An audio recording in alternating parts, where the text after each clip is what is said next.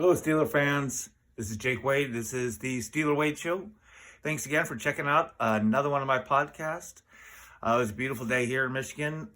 Crazy, just like Michigan always is. It was raining, not raining, but snowing. Flakes this big this morning when I went to go take my daughter back to Illinois. She came out here for a visit for a couple days. Very proud of her. We had some good news. Getting ready to, she has a dream of going to the University of Michigan. She's a senior this year, and we got some good news. So just one more step along the way, hoping that her dreams come true. But like I said, it was a crazy weather day here. We had big old snowflakes this morning when we left, and sun shining without any clouds in the sky for 50, 60 miles. It's crazy. But just want to come at you with a couple little insights that I've had, a couple things I saw, and I want to give some thoughts on. I saw a conversation online last night that was one of the fans of the Steelers was talking about how he was happy with what has happened so far in free agency, what Con has been able to recover and bolster so far in free agency. But this fan said, look, we still need a safety. Probably, gets that because of obviously losing Terrell Edmunds. We need a cornerback because we just need a cornerback there. We've just been talking about needing depth. We talked about that when Cam Sutton was with us. We still wanted that, even assuming that we had him. And then the other thing that he said was a third rotational outside linebacker as a depth piece. And he said, if we could get these things, then he would be completely confident in going into the draft. Well, I kind of thought about this, and I was thinking, as far as going into the draft in my comfort zone, if I'm looking at those three, how would I prioritize those? And myself personally, I looked at the three and I said, okay, first you have safety. Now, if you've seen any of Tomlin and Omar just came out, interviewed. They just came out within the last couple days. We haven't really seen them for a while. And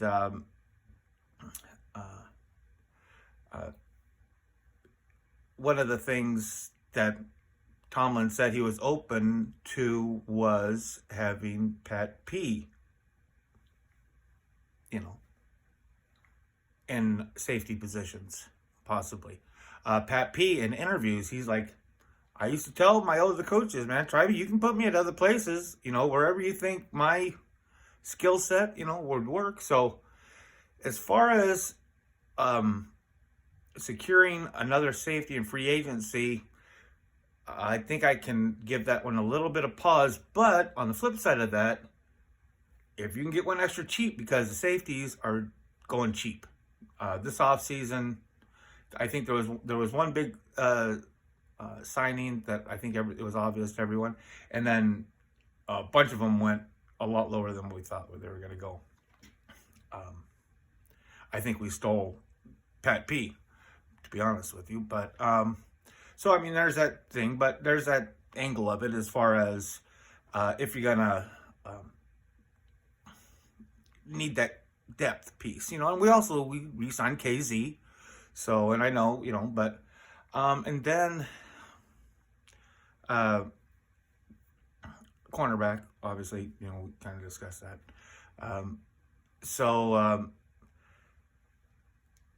But maybe I give a little bit more credence to that because I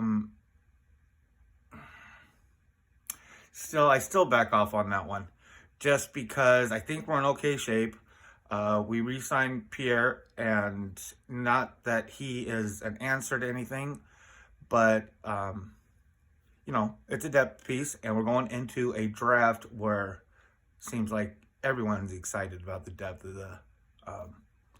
of the cornerback class. And when they talk about this depth of this class, it seems like besides there's say 12. This is a random number. Please don't quote me. Say there's 12 what people call quality cornerbacks. within the first 80 picks. I guess that's considered a deep class, I would imagine.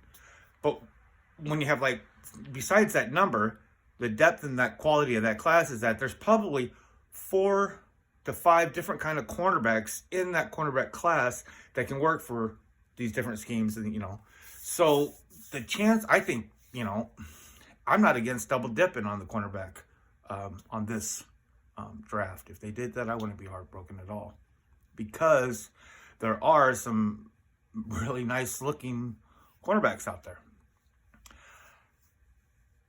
My priority of those 3 would be a rotational outside linebacker. Now,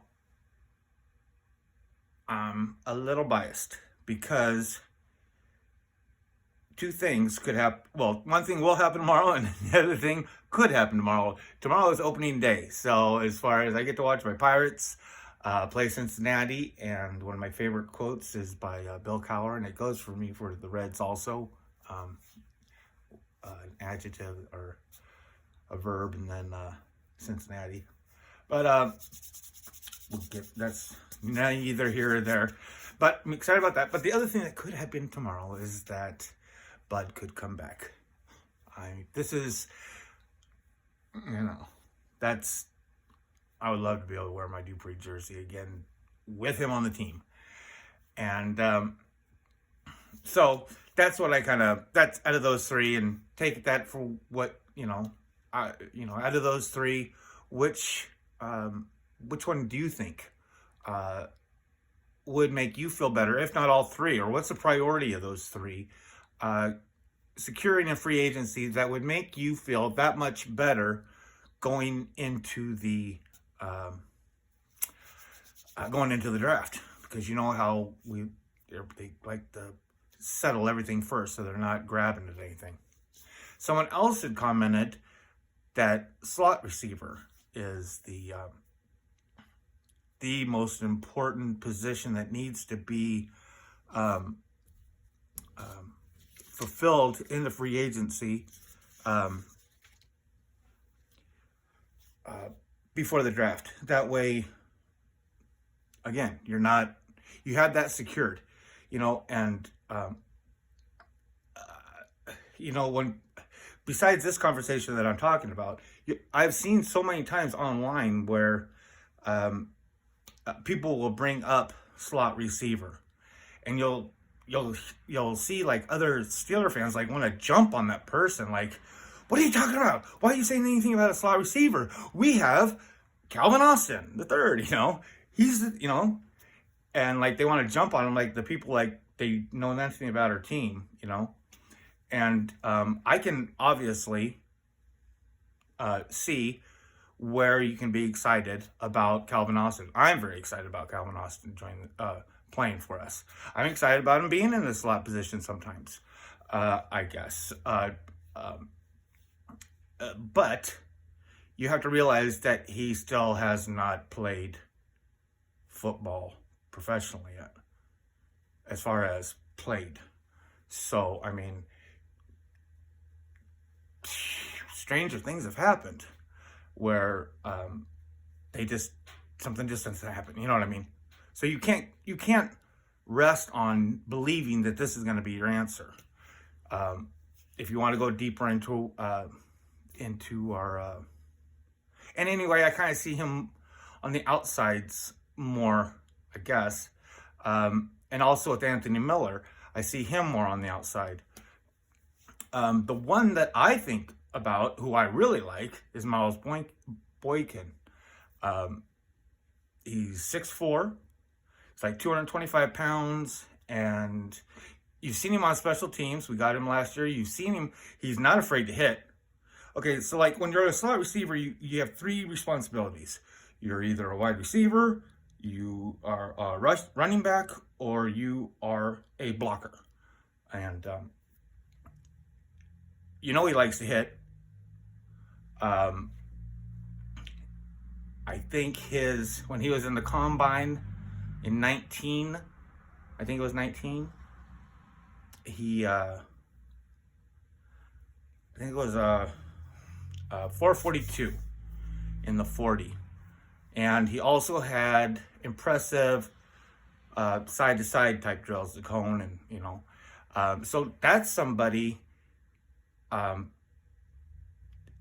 I would like to see have some shots in there. But that's just my own little side deal.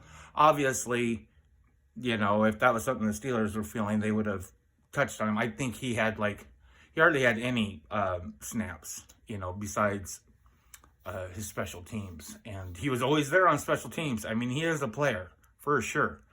So that's somebody that I kind of would like to at least feel some comfort in, as far as somebody that I think could play that position. The one thing that that I'm not worried about is the Steelers drafting wide receiver. I mean, we can draft a wide receiver. We could draft a wide receiver in any pick, and we can pick a good wide receiver as an undrafted rookie. That's what we do. That's our skill set. And like I said, we can pick greatness at any point in the draft. I want to talk about last year's 6th round pick, Connor Heyward. I put out there, how would it be smart to use Connor Heyward sometimes in the slot position? And if it would be, because I don't know, it's just it's something that I was thinking about, and I just put it out there to see what kind of answers I could get, angles of what people thought. And then how often would you use somebody like him, in this thing? I was very pleased. I was very happy because there's a journalist named Alan Saunders that I really enjoy his commentary and things I've heard from him in interviews. I found out about Alan. He was being interviewed on Chris Carter's podcast, which is another great podcast. I definitely would recommend you check his out.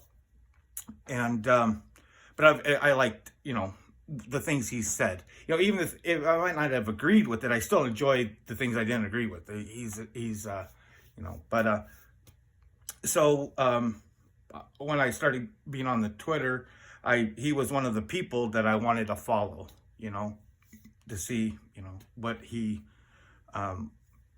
just more about him, just, whatever it does. And I was very pleased because he put in a comment on this discussion, and I'm going to I should have it right in front of me. It's way over there on a pad of paper, but he basically said, as far as using Connor, he said sparing. Basically, he said sparingly.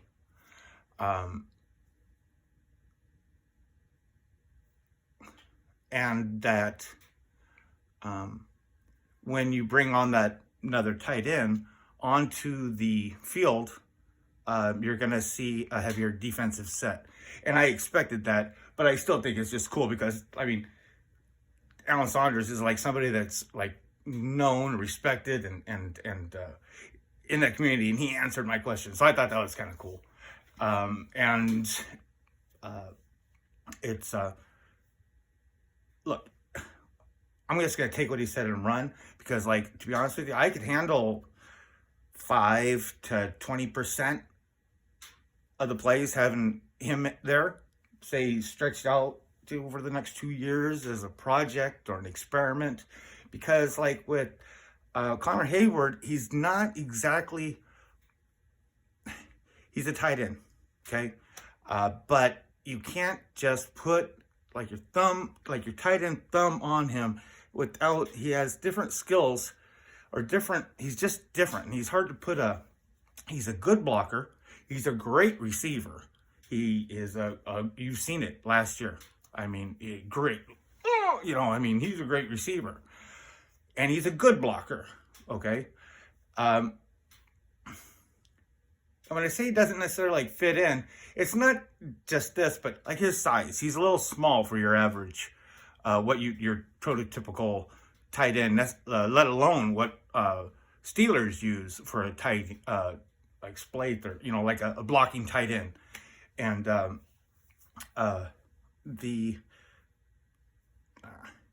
so you can't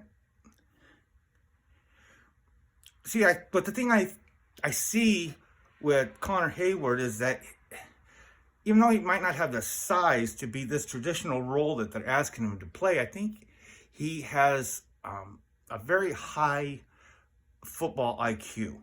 I think that he has, he's still in the hard parts of learning things. Not only is he a rookie, learning to be a tight end rookie in the NFL against superstars, and he's just barely learning how to be a tight end.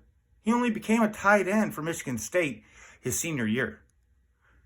Before that, he was a running back. You can see that the way. I wish we were able to watch him more, and that's another reason why I'm looking forward to this new year.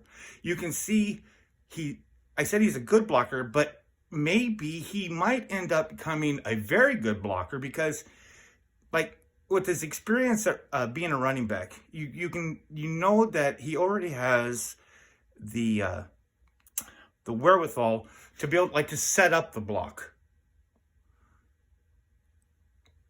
Now, I know setting up blocks is different as a tight end, but some of the footwork, some of the angles, maybe the downhill part of it, but he can slot receiver. You're a wide receiver, or you are a blocker, or you are a running back. He is a very good receiver. He used to be a running back. And I think it's that experience at running back is going to help him become a very good blocker. That could be a very good setup, especially if we're getting ready to do more heavy lineups where we just have an extra tight end there all the time anyway. I say run it until they can't stop it. 4 yards every play. Bam, bam, bam, bam, bam. You know what I mean? But if we're going to be going heavy, if we're going to be showing a lot more run stuff, Connor Heyward could be that person in that slot. Here comes the heavy D. You might not pass it to him, but his presence there will, like a play action, having this person here is going to make you respect something just a little bit different. That was a 6th round draft pick. And he's good. I'm really excited about this year. Thank you for joining me here on the Steeler Wade Show. If you liked what you heard, please like and subscribe. Tell a friend. Goofy. It's going to be great. Let's have a great night. Thanks again.